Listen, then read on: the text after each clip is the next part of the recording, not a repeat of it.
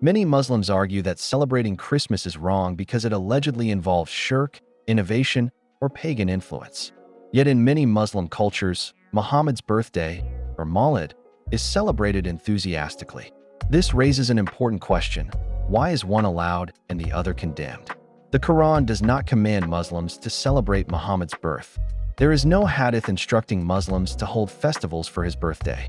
Mawlid is entirely a later cultural innovation, developed hundreds of years after Muhammad's death.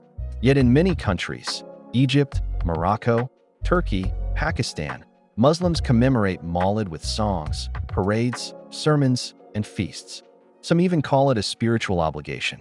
Scholars justify it by citing love for the Prophet or devotional benefit, but it remains a human addition, not a divine command. If celebrating a prophet's birthday is valid in Islam, even as an innovation, then why is Christmas universally condemned? Muslims often argue that Christmas celebrates a human being as divine, that it's borrowed from paganism, or that it is bid'ah, innovation. Yet the Quran allows and even praises human innovation in some contexts, as long as it does not contradict God's commands. Mawlid falls into that category, an innovation rooted in reverence, not worship. Christmas, on the other hand, is rejected primarily because it is associated with Jesus' divinity. But here lies the inconsistency. Muslims themselves revere Muhammad and celebrate him extensively, yet Muhammad is also a human being.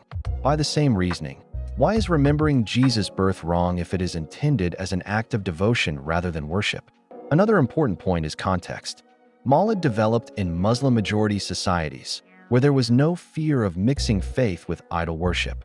Christmas originated in Christian communities under different historical pressures, and Muslims today inherit critiques that emerged centuries later.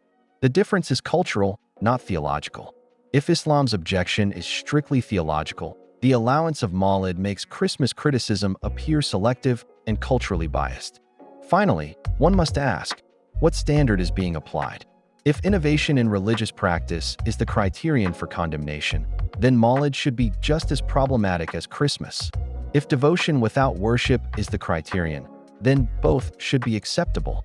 The inconsistency reveals that the condemnation of Christmas is not purely about theology. It is also about historical and cultural context.